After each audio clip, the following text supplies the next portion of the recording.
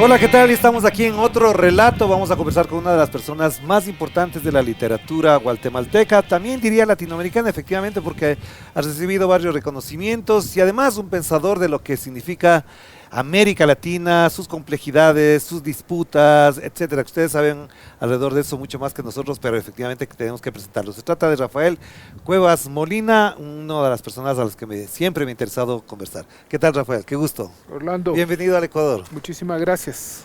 ¿Qué tal? ¿Cómo ves la ciudad, el ambiente? Primera vez en Quito. Primera vez en Quito, una hermosa ciudad, me recuerda mucho a Guatemala. Sí, Su parte moderna es muy parecida a Guatemala, además son ciudades altiplánicas claro, y claro. entonces eso le da un determinado ambiente, Sí. una personalidad parecida. Y Guatemala no tiene lógicamente un centro histórico como el que tiene Quito, pero tiene un centro también que de alguna forma lo recuerda. Pero bueno, Guatemala tiene sus centros históricos, Lógicamente, pero sí, como claro. ciudad, estoy Como hablando ciudad, como de claro, la ciudad, exactamente, ciudad de ya. Guatemala y Quito. Pero tú no vives en Guatemala. Una No, de no, las no. cosas que queremos informar, algunas personas ya lo conocen, por supuesto, él vive en Costa Rica, está exiliado allá, pero ha vuelto hace poco a Costa Rica, solamente, digo a Guatemala, solamente para recibir el Así premio es. Miguel Ángel Asturias. Mira, vivo en Costa Rica hace, inicialmente exiliado, 40 años, así Ujú, que vivo, en algún momento de la vida se transforma en otra cosa. claro. Pero bueno, uno hace la vida después de muchos años y estoy allá. Sí, volví a Guatemala, había vuelto ya en los años 90 y volví a Guatemala en el año 21 para recibir un premio que me dieron allá, un premio nacional de literatura.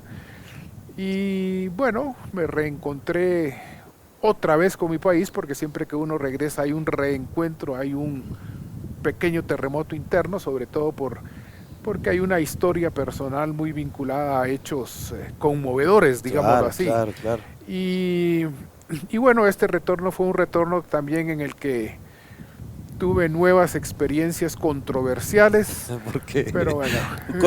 ¿cuál de ellas fue la Bueno, fue controversia? controversial ahora porque me dieron el Premio Nacional de Literatura que lleva el nombre de nuestro premio Nobel, Miguel Ángel Asturias. Eso me lo otorgó un jurado, Ujú. que es un jurado nacional conformado por diferente gente, pero el señor ministro dijo que no me lo iba a dar Ya, por razones ideológicas. claro, Entonces, bueno, se armó un pequeño, lo que se dice, un burumbum. claro. ¿No habría pasado lo mismo si estaba el actual presidente, Bernardo Arévalo? No, no, no, no, no, no. Pero bueno, a él tampoco le querían dar la Le presidencia. quisieron obstaculizar la Sí, posesión incluso, bueno, sí. pues entonces sí, fue un regreso atropellado, pero siempre es bueno regresar al terruño, Claro. reencontrarse. ¿Y qué significa para ti 40 años de exilio? ¿Qué ha significado? ¿Dónde está el valor sustantivo, positivo, o el otro, del negativo, el de la nostalgia, el de ser desarraigado de su propia tierra? Eh, Mira, sí, tiene las dos caras, el exilio siempre tiene las dos caras. Yo siento que a mí me dio una perspectiva distinta de mí Claro, y de lo que es América Latina y Centroamérica. claro. Sobre todo porque son dos países, Guatemala y Costa Rica, que son muy distintos y que si tú los miras en el contexto latinoamericano pueden ponerse casi como paradigmas o como modelos de dos formas diferentes de sociedad, Ujú, claro. ¿verdad? A pesar de ser tan cercanos, ser Sí, centroamericanos. sí, sí, pero bueno, eso es largo de explicar, pero Sí, son dos realidades muy diferentes. Entonces, a mí eso me orientó fundamentalmente a hacer como uno de los temas centrales del trabajo que siempre he hecho de investigación, el tema de la identidad, ajá, ajá. ¿verdad? Sobre todo también me interesó mucho entender por qué los costarricenses son como son. Porque los costarricenses, Ya los entiendes. yo no sé si los entiendo, Ya. pero hice el esfuerzo. Y ahora les entiendes menos a los guatemaltecos que a los costarricenses o a los Pudiera ser, ticos. ¿verdad? Sí, Pudiera ser. claro. Cuando uno tiene así tantos años y va y viene, uno queda un poco en el limbo. Sí. Un reconocido filósofo llamado Julio Iglesias, Ah, en una canción dice, no soy de aquí ni no soy soy de de allá, allá. ¿verdad? Ya. Entonces, bueno, eso me ha pasado. Entonces, si he vuelto a mi país, cada regreso para mí implica un terremoto interno, siempre da como resultado algún tipo de expresión creativa, especialmente alguna novela, relatos, aunque también soy artista plástico y eso hace que también pueda tener expresión en eso. Me dicen gente cercana que efectivamente si yo no tuviera las artes, yo seguramente tendría que haber ido al psicólogo. Claro, claro. ¿Verdad? Pero en este sentido, Rafael, tu salida es hace 40 años, es bastante tiempo, en la época que Guatemala vivía una situación muy difícil, de una guerra prácticamente. Tú eras un jovencito, por supuesto, la persecución era enorme, la muerte latente todo el tiempo. ¿Qué te toma a decidir eso? ¿Hasta dónde es una decisión o es una imposición?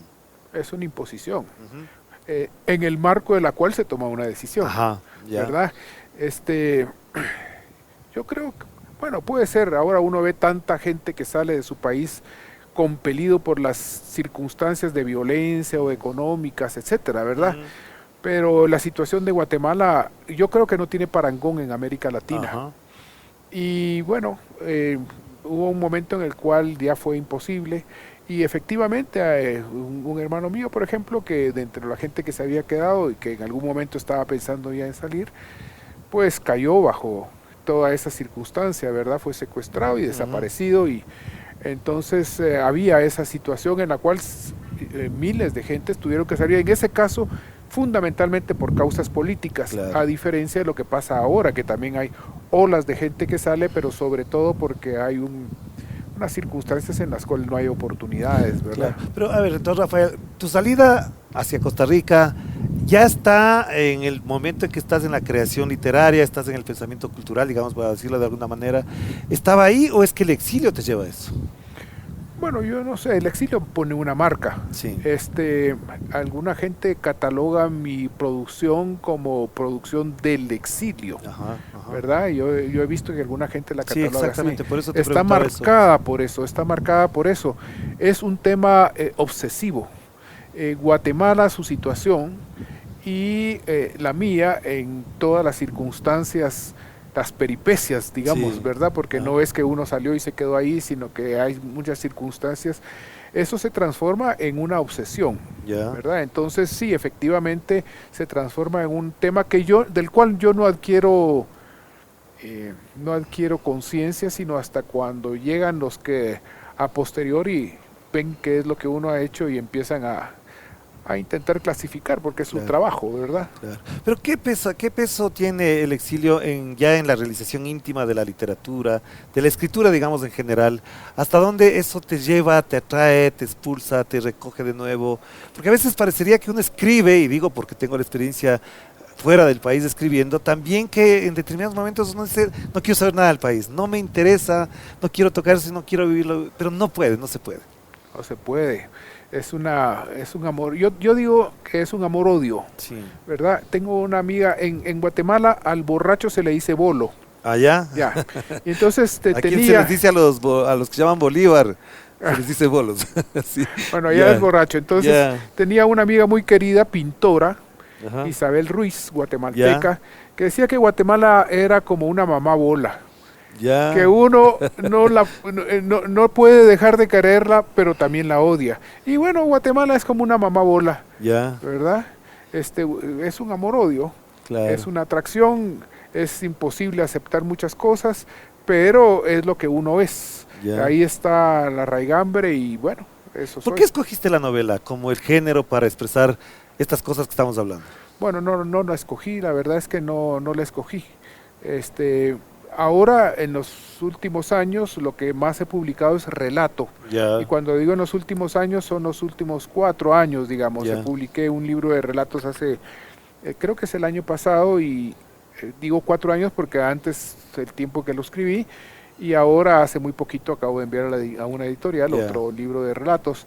Pero yo he ido descubriendo otras formas de expresión literaria a través de mi práctica de escritura.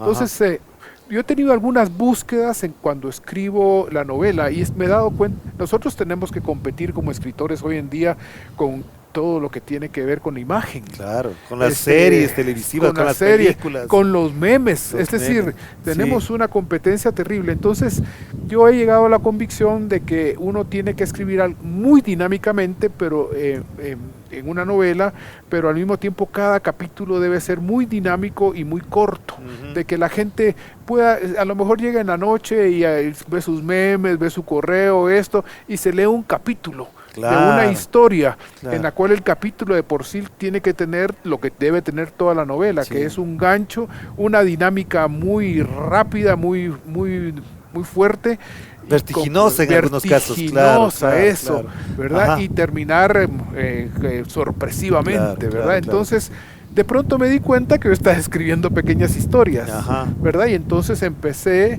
y efectivamente, bueno, así llegué al relato.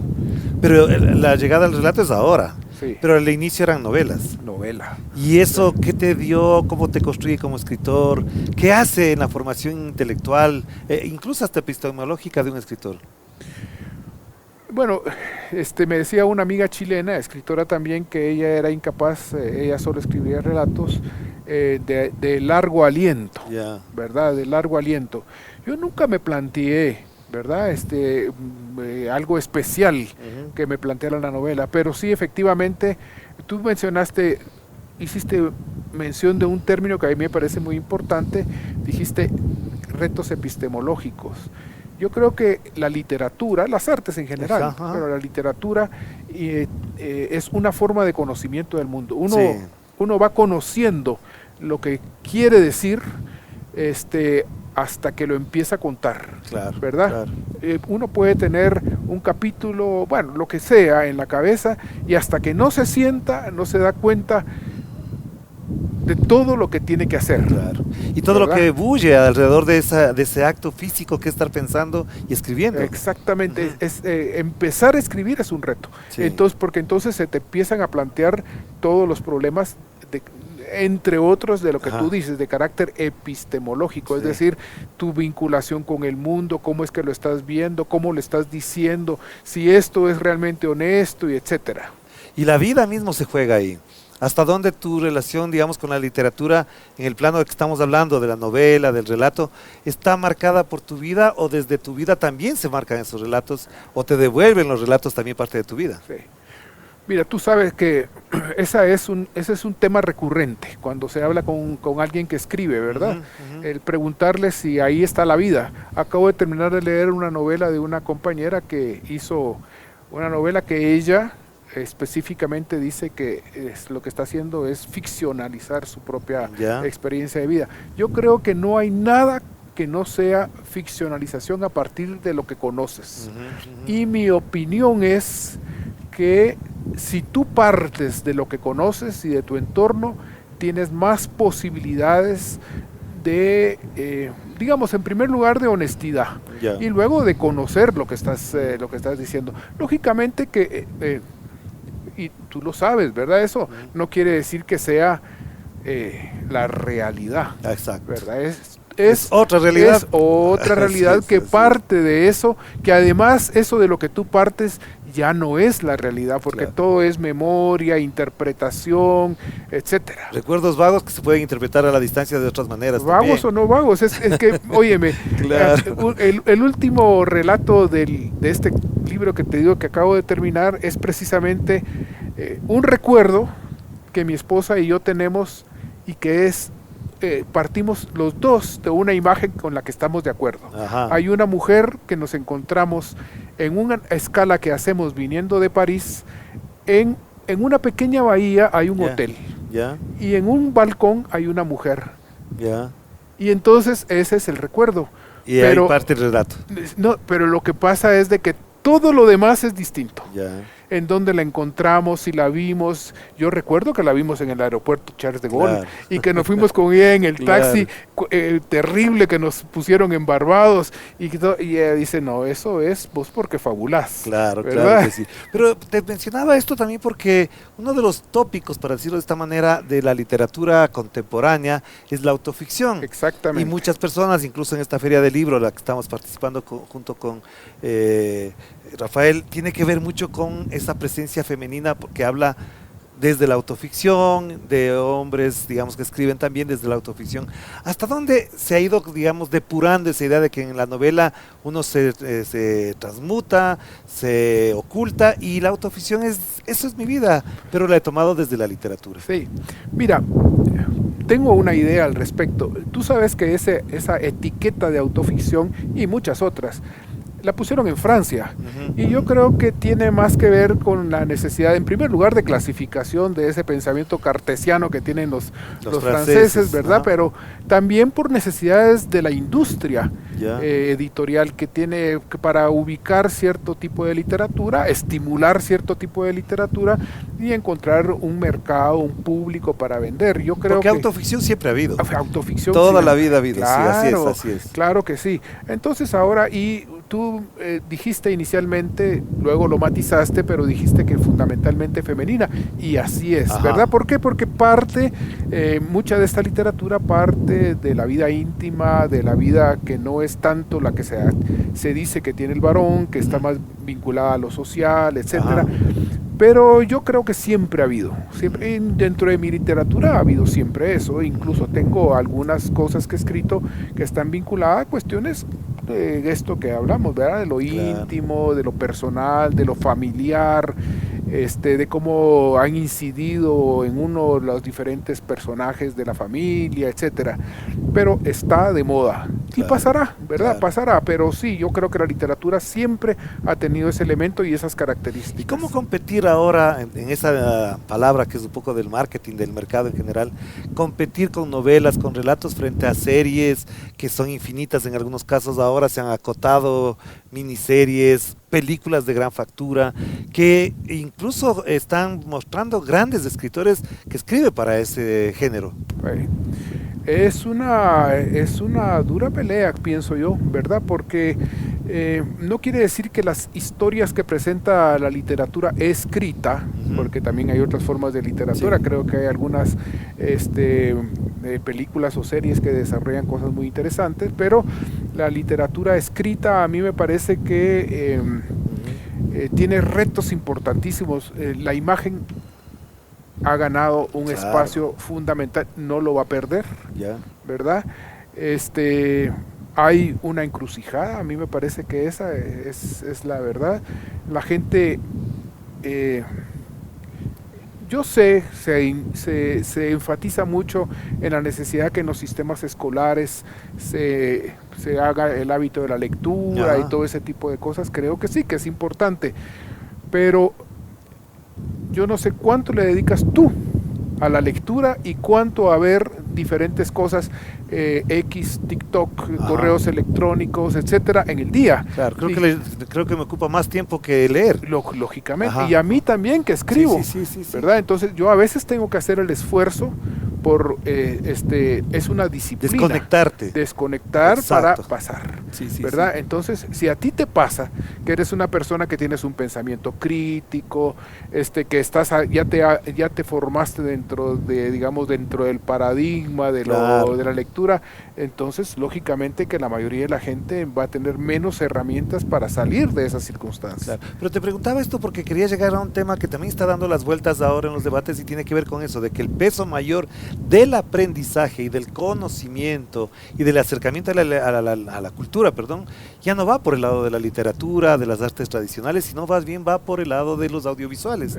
Y entonces, ¿qué ganamos o qué perdemos con eso?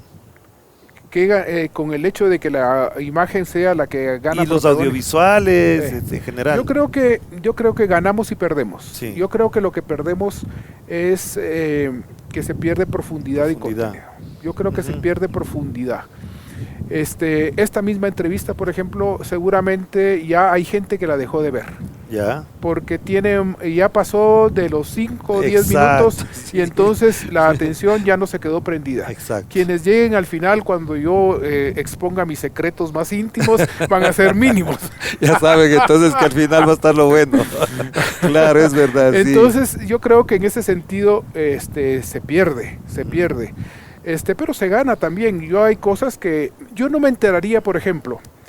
Yo hace muy poco tiempo entré a la red X y como Ya. ponen ahora entre paréntesis antes Twitter, Twitter, ajá. ¿verdad? Entonces, hace muy poco tiempo, digamos hace unos 4 o 5 meses. Ya. Y me he dado cuenta, he descubierto un universo que no conocería si no estoy ahí. Claro. Por ejemplo, me doy cuenta del mercadeo que se le hace a ciertos políticos Ajá. y la importancia que tiene un discurso que yo, seguramente con ojo más avesado, descubro. Ajá. Sé qué es lo que están construyendo ahí. Ya.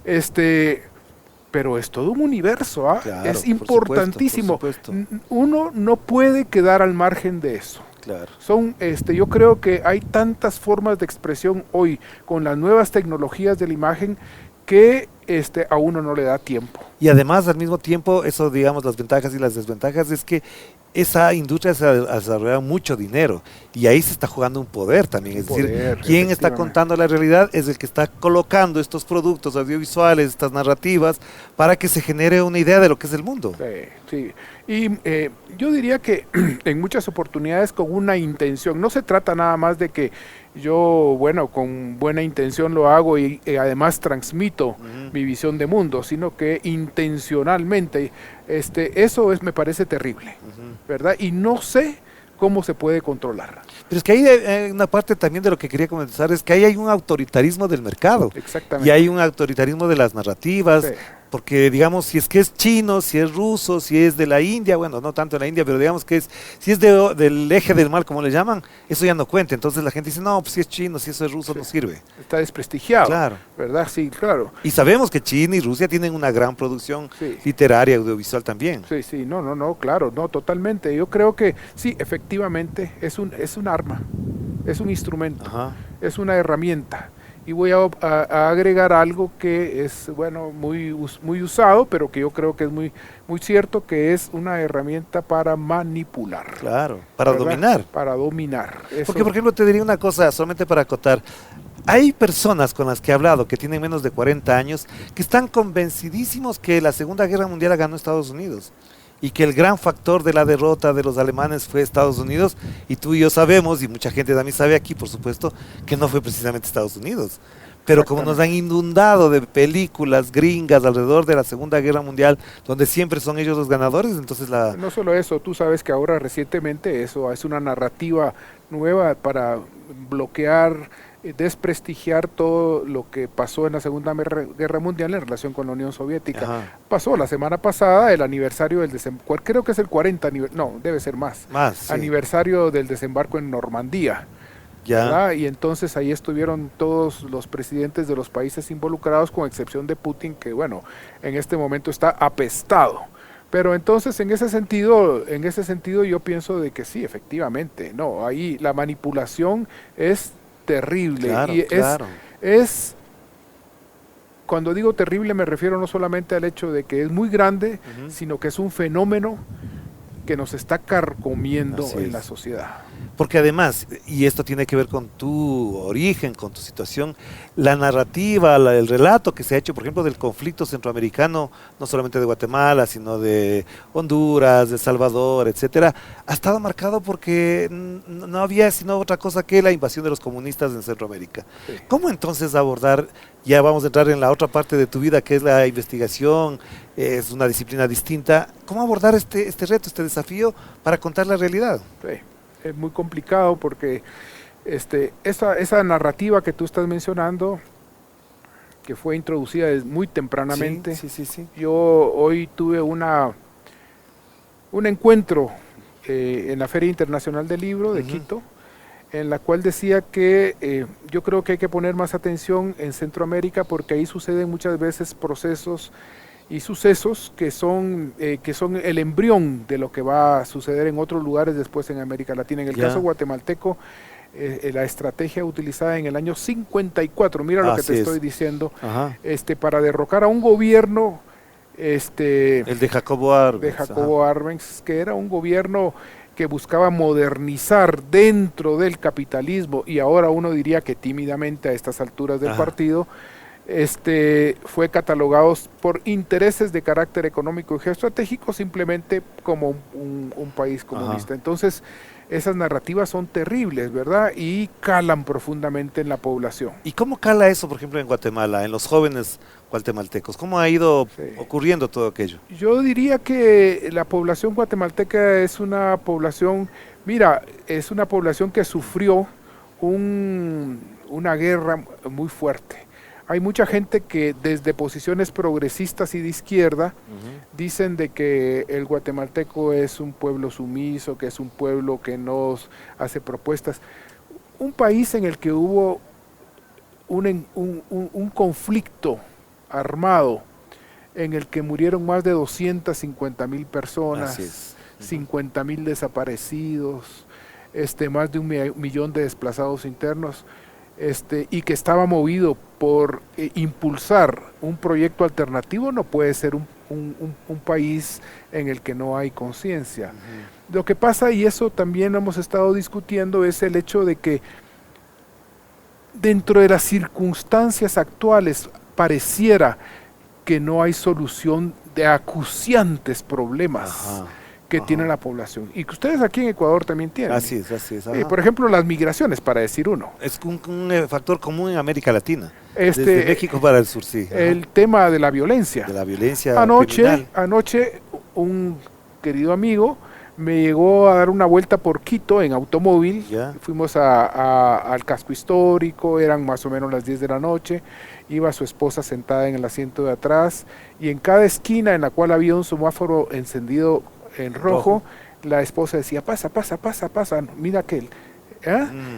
Entonces, ahí hay una necesidad que debe ser resuelta, y entonces la gente entiende que todos estos que hasta ahora han sido el progresismo, que no le han logrado resolver ese tipo de problemas. Pero ahora, pasemos entonces a esa parte que es de tu trabajo, de tu vida también, que es la investigación, la búsqueda en las ciencias sociales de explicaciones a lo que está pasando y también de proyectar esos problemas en función de las soluciones. ¿Crees que efectivamente hay una crisis en la academia, en las disciplinas de las ciencias sociales, como algunos plantean, diciendo que no están reflejando ni tampoco están abordando profundamente lo que pasa en América Latina? Bueno, eso depende. Eso depende. Puede ser que hayan algunas academias que sí se encuentran, digamos, al margen o que piensan muy elitescamente, pero hay pensadores en América Latina que, en mi opinión, son de los pensadores más sólidos y profundos del mundo contemporáneo, o por lo menos de esto que significa nuestro mundo, que es el mundo occidental, por decirlo así. Por ejemplo, ahí está Atilio Borón en Argentina. Los análisis de Atilio Borón a mí me parecen lúcidos, profundos, amenos. No conozco, para decírtelo, Orlando, intelectual europeo con esas capacidades. Además de una facilidad para explicar las cosas, ¿no? Entonces estoy dando un ejemplo. Acaba de morir hace unos poco tiempo Dussel. Enrique Dussel. Uno de los más grandes, ¿no? Enrique Dussel es de una erudición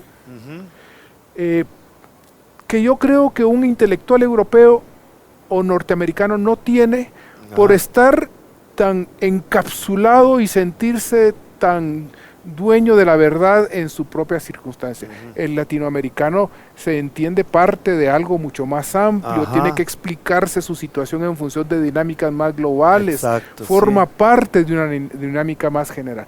Enrique Dussel, un intelectual también de primer rango. Además con un conocimiento histórico del mundo, y él tenía una serie de categorías que se han ido instalando y algunos ya ni recuerdan que eran de él. Así es. Álvaro García Linera, ¿cómo lo ves en esta categoría? Porque después podemos hablar de la política también. Claro, es otro ejemplo.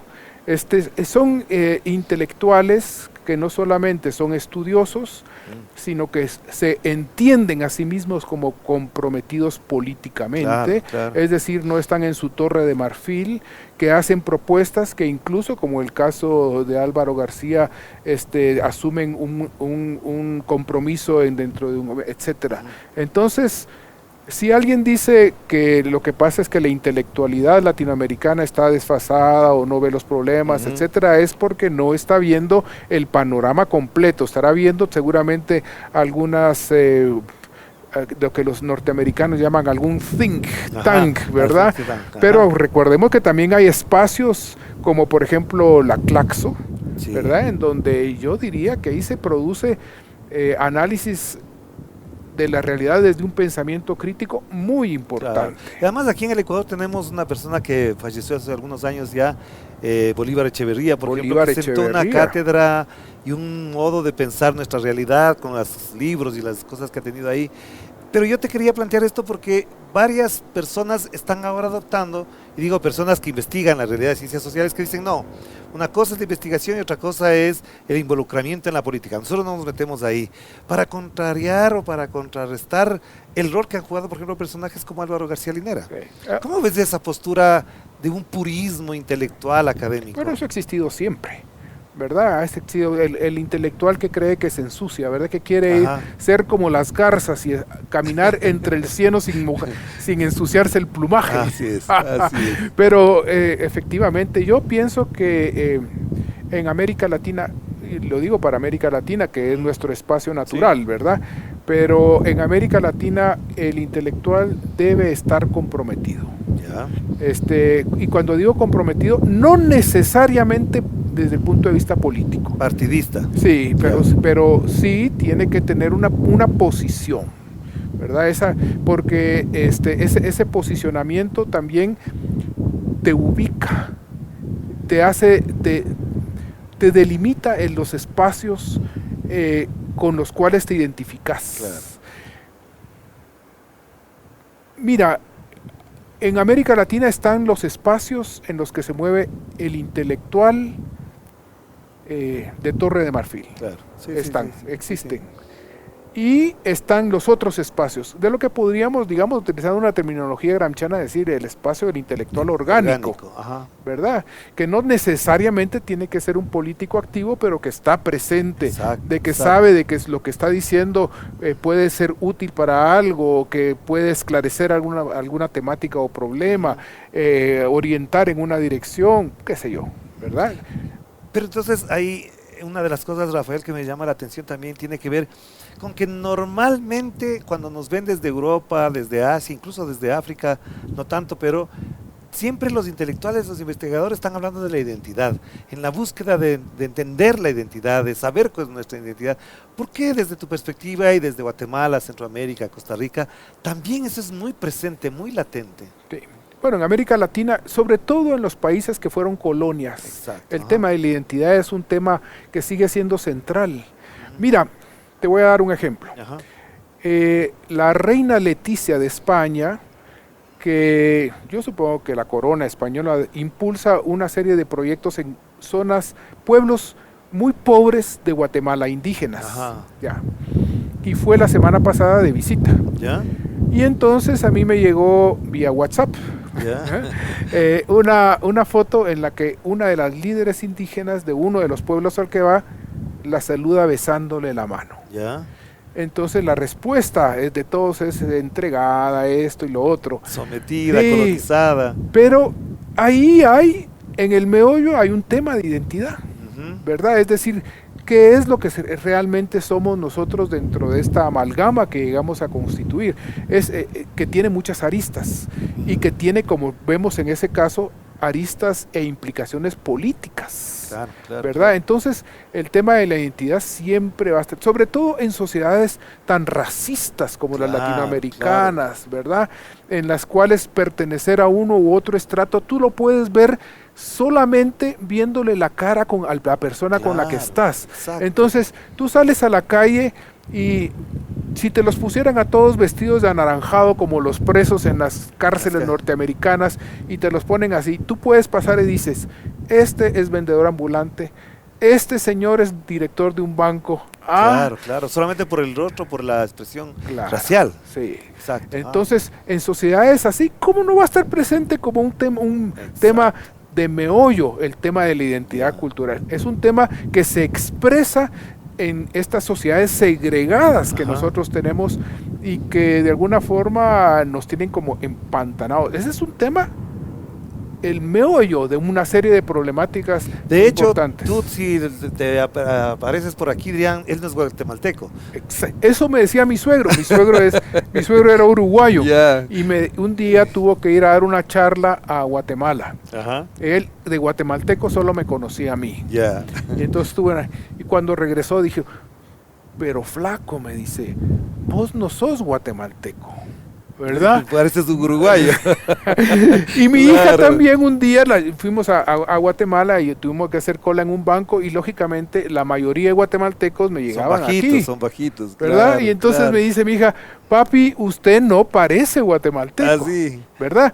Pero entonces, ¿qué es ser guatemalteco? Ahí me hago la pregunta, que es una Claro. pregunta crucial de todas las investigaciones de la identidad, ¿qué es ser Y guatemalteco? tú podrías pasar ecuatoriano? tranquilamente como ecuatoriano, como peruano, como Exacto, colombiano. yo pertenezco a los mestizos. Exacto, porque ¿verdad? somos de esa identidad. Claro. Somos una identidad mestiza en realidad. Claro, Claro. claro. Ya, y esto en particular, te quiero decir, ¿cómo se está discutiendo, se está abordando ahora en Guatemala, que tiene un presidente de carácter progresista? Bernardo Arévalo ha llegado con mucho esfuerzo, con muchas dificultades, pero está colocado en una tendencia progresista que apunta a resolver problemas fundamentales, pero también aborda estos temas. Sí. ¿Cómo crees que se está abordando?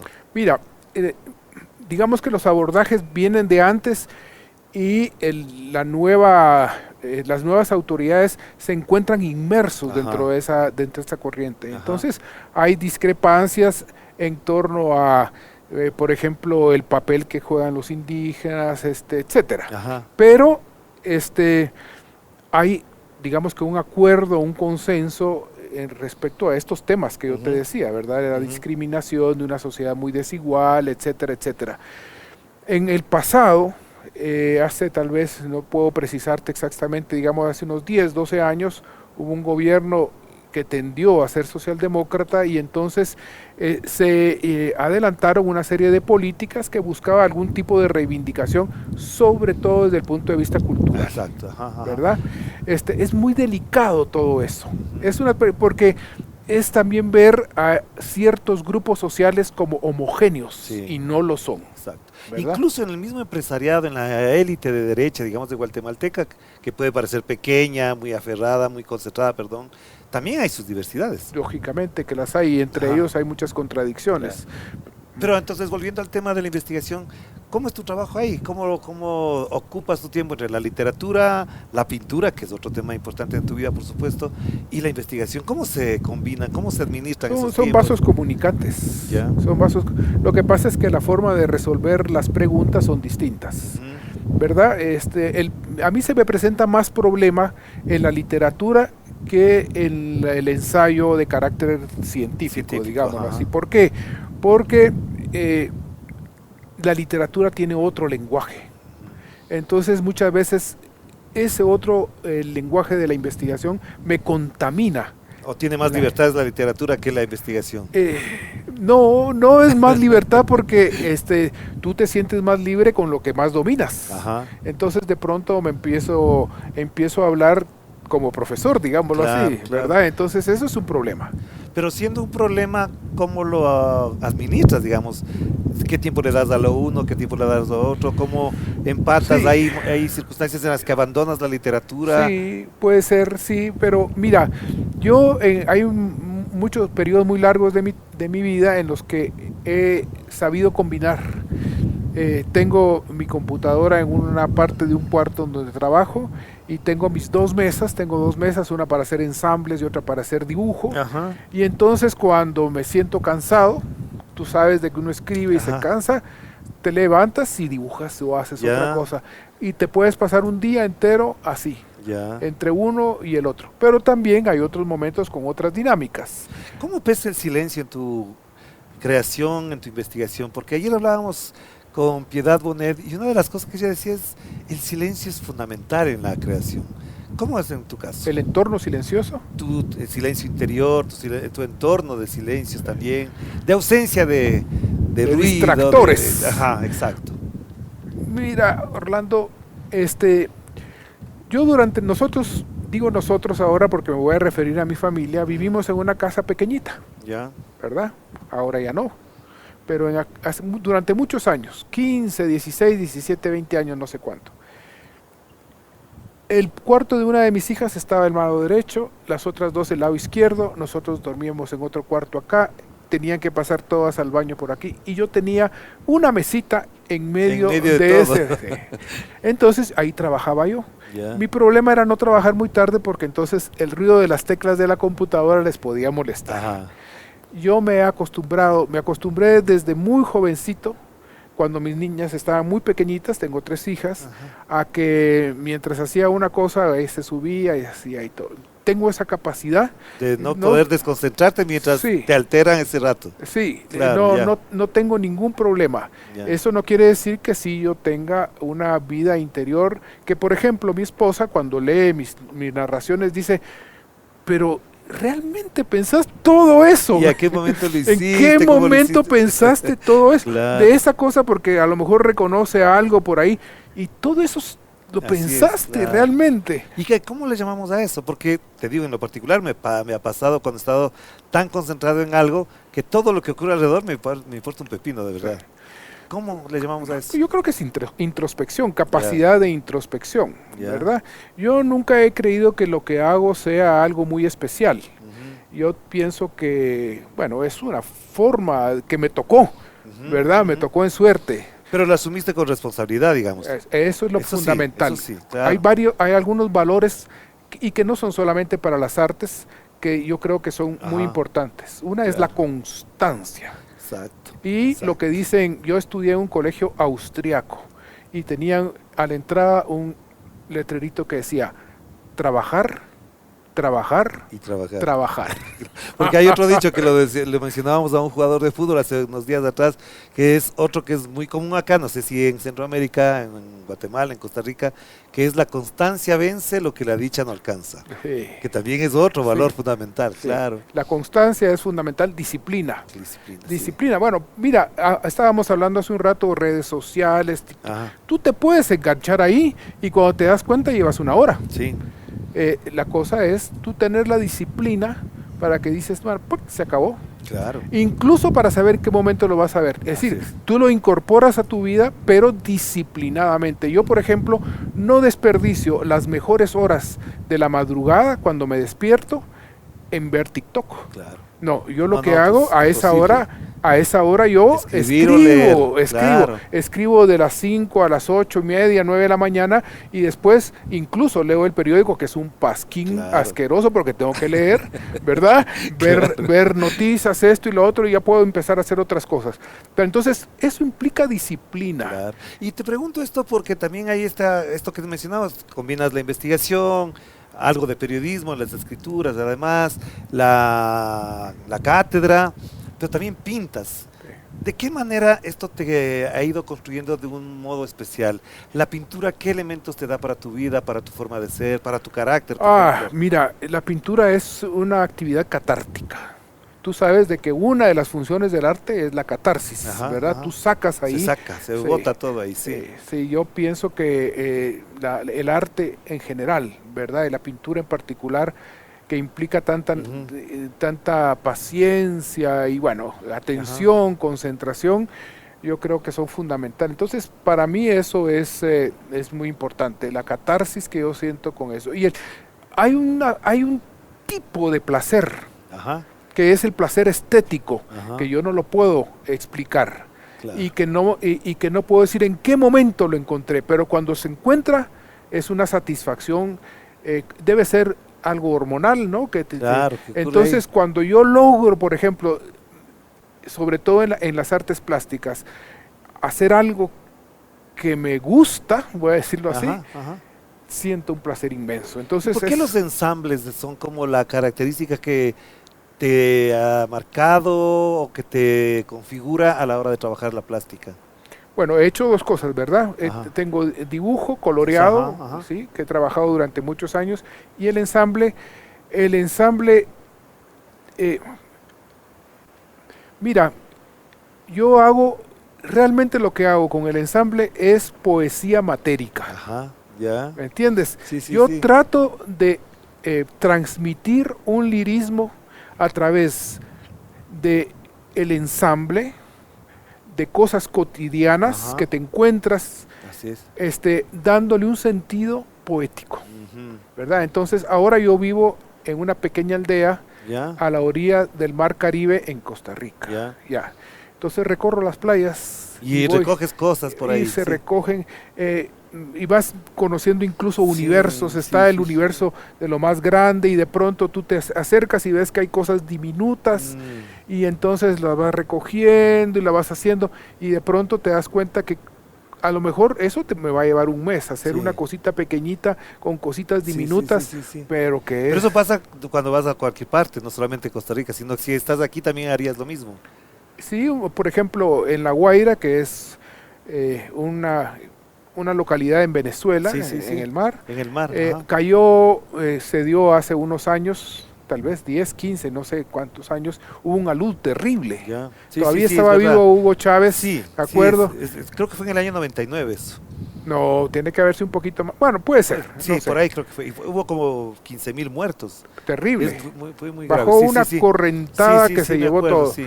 Y bueno, yo tuve que ir a Venezuela un tiempo después y me hospedé en un hotelito que estaba a la par, En La Guaira mismo. en La Guaira, sí. Ya, Quedé a la par de un tesoro, claro. porque estaba lleno de todo tipo de Todo lo que se despojos. bajó de ahí. Sí, Sí. estaba conmigo un colega cubano, historiador, Ya. y me dice, ¿pero qué estás haciendo? Y yo recogía chapitas, esto y lo otro, y yo le dije, después te voy a mostrar. Ah. Y entonces él no podía creer que eso se hubiera, dicho, digamos, complicadamente, hubiera resemantizado, es decir, que le hubiera dado Claro. una interpretación y lo hubiera puesto en otro Ujú. discurso. Claro, claro. Eso es muy, digamos, no es fácil, y es muy satisfactorio también. Claro, pero te diría alguien, digamos, medio críticamente, hace del dolor y de la tragedia, hace su mejor arte. Sí, en ese caso fue eso. Claro. Es decir, yo me encontré junto a ese río de dolor o esa Claro. huella del río de dolor. Muy fuerte, además. Claro, Muy fuerte. Claro. Incluso tengo ahí, por ejemplo, la pierna de una muñeca y cosas por Ya. el estilo que son dramáticas, ¿verdad? Tenemos que ir terminando por esto, Rafael. Hay cosas que siempre uno podría conversar horas, pero me quedan dos dudas ahí. ¿Hasta dónde te trasciendes desde lo que estás haciendo? ¿Te sientes que vas trascendiendo? ¿O crees que es un aprendizaje infinito? ¿Cómo te valoras en esa dimensión? Mira, el tema trascendencia no es un tema que yo tenga presente. Tengo Ya. otro tema que es ¿Cuál? el sentido de la vida. Ya. Mira, el ser humano trata de encontrarle sentido a la vida. Sí. Unos se lo encuentran en Dios, otros se lo encontrarán en diferentes cosas. Yo, cuando escribo y cuando hago arte, le encuentro sentido a la vida, Ya. ¿verdad? Ese sentido que te hace dejar un poco atrás la angustia, Ya. la sensación de banalidad, el sentir que la vida pasa y te estás yendo, ¿no? Claro. Eso le da un sentido. Entonces, no me preocupa el tema trascendencia, Ya. me preocupa, no digo tampoco me preocupa, yo reconozco que encuentro Ajá. un sentido de la vida en esas cosas. Claro. Y entonces la última pregunta frente a esto, Rafael, ¿qué es entonces para ti la política? Porque más allá de que hablemos o no hablemos directamente o tangencialmente, está la política. Sí. ¿Cómo la vives? ¿Cómo la percibes? ¿Cómo Una la pasión. asumes? Como La una política para mí es una pasión. pasión. Y toda mi actividad está teñida de política. Ya. Aún la actividad personal, familiar, etcétera, entendiendo que no se trata de la política en el sentido burdo, Ya. digámoslo así, sino que todo tiene, por ejemplo, ver con una hija o una nieta dibujos animados y hacer comentarios aparentemente inocentes, Ya. pero que tienen una implicación en el sentido de la vida y en el posicionamiento, que eso es política. Claro, claro. que ¿Verdad? sí. De Entonces hecho, sí. cuando la gente me dice, pero es que hay que... Yo tuve gente amiga Ajá. que le prohibía la televisión a los hijos y después los hijos la oían por la radio. Entonces yo ¿Cómo digo, nos pasaba a nosotros cuando no nos dejaban escuchar ciertas cosas, el rock, por ejemplo? en su no, momento, sí. no, pero hay que ponerle atención, es ser uno la conciencia. Yo no le voy a decir a mi hija, eso que está diciendo está malo, pero sí voy a decir, Uy, pero ¿cómo dice eso? Ajá. Es decir, ahí estoy haciendo política. Claro. ¿Y no te interesa ser presidente de la República de Guatemala? Jamás. No, seguro que no. Porque con todo lo que te conocen, sabes, has trabajado. No tengo ni chance, ni el más mínimo, ni lejano. Pero no te han propuesto tampoco. No, jamás. No, Para no, ser no, candidato a algo en Guatemala. No, ni en alguien, Costa Rica alguien tampoco. habló ahí ahora que quedó este nuevo, que yo pensaba en ti para ser ministro, no sé qué. Ajá. Por favor, Que yo no he no. podido ser en mi universidad ni director de una maestría porque no. Pero tu padre fue rector, Mi podría padre seguir. fue rector, Claro. sí. Pero yo tuve un constante reclamo con mi padre Ya. y probablemente de eso venga esta mi actividad un poco vista desde afuera, Ajá, frenética. ajá, Yo no ajá. la veo así. Ajá. Porque él se dedicó en cuerpo y alma a actividades, rectorado. ¿verdad? A actividades académicas y fue una persona muy reconocida. Es todavía hoy un símbolo en mi país, en Guatemala, sobre lo que debe ser un intelectual digno, honesto, Es verdad. etcétera. Sí, sí, sí. Pero yo le decía, ¿y cuándo vas a sentarte y a escribir? Ya. Y él Ya. no lo hizo como tú. Y entonces no le dio tiempo, murió muy joven, a los 49 Sí. años. Ajá. Entonces, yo digo que a lo mejor yo compensé por el otro Claro lado. que sí. Muchísimas gracias, Rafael. Qué gusto conversar contigo. Muy amable. Placer, por venir al Orlando. Ecuador Muchas y estar gracias con a nosotros ti. también. Gracias a ustedes por acompañarnos con Rafael Cuevas Molina, perdón. Este es un diálogo que podría ser interminable porque es grato, porque es sustancioso y porque también nos ayuda a pensar nuestra propia realidad. Aquí, desde el otro relato. Chao, chao.